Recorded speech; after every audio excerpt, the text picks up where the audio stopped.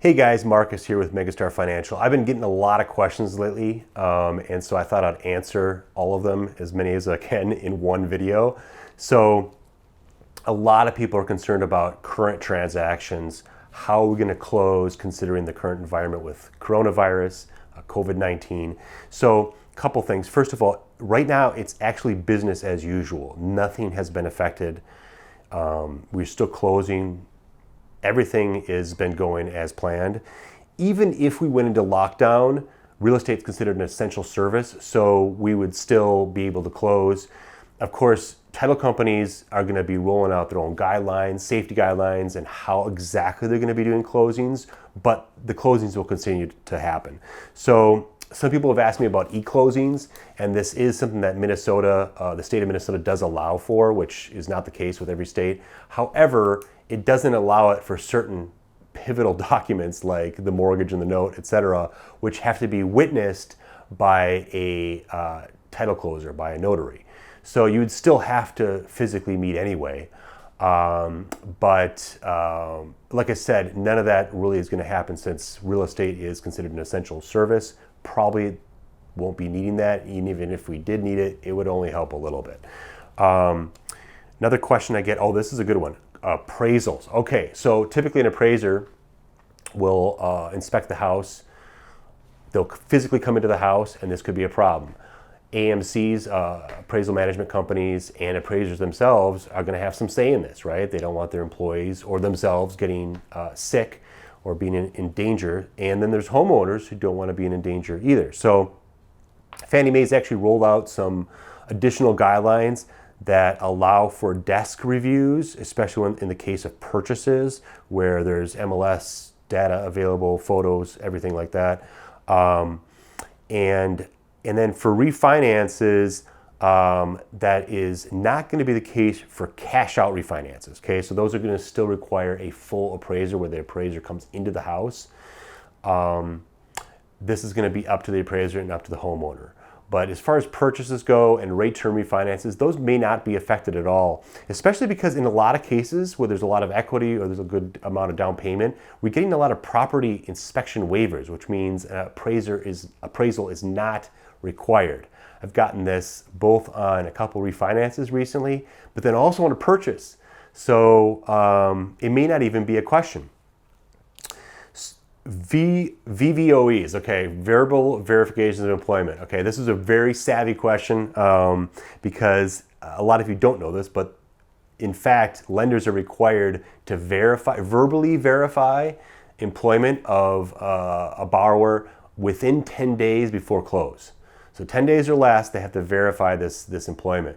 And for a lot of employers, they've vacated the building. The HR staff is working from home. Nobody's answering the phones at work per se. Could be worse than that. So what we've been trying to do at Megastar is preemptively contact these businesses, even if it's more than 10 days from the close, to set up a contact, make sure somebody's able to verbally verify. Now, of course, here's the real issue, is a lot of businesses are shut down currently. And even if we get a verification of employment, who's to say the person's not been furloughed? Or what if you've been laid off? Or what if your business is affected by this, like a restaurant employee? This is actually a problem. So if your income or employment status has changed, that will cause a problem for the closing, so long as we're depending on that income to qualify. If we're not, if we're not using that income to qualify, or we don't need it, that may not be an issue, but that answers the question at least of who could be affected by the current environment for current closings, current transactions. Rates, okay. A lot of people are asking me about rates, and if you've been paying a little bit of attention, you've heard that rates have gone down a lot, and if you've been paying a lot of attention, you know that rates have gone up again. So last week they went back up and they shot up quickly, okay? And a lot of lenders were quoting me rates of 6.5% for a 30-year fixed, which is absurd, right?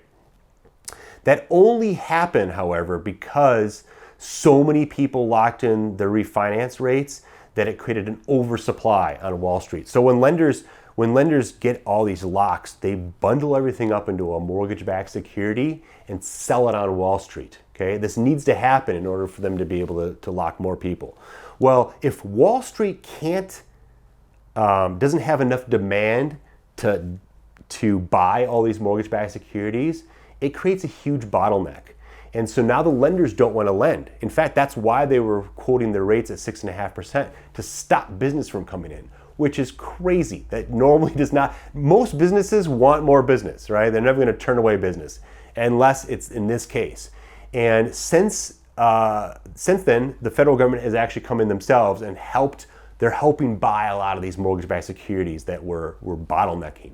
And already we're seeing this week rates come back down to normal levels. So I think the future of mortgage rates is it's good. It's looking great. If you're thinking about refinancing, continue to submit your applications.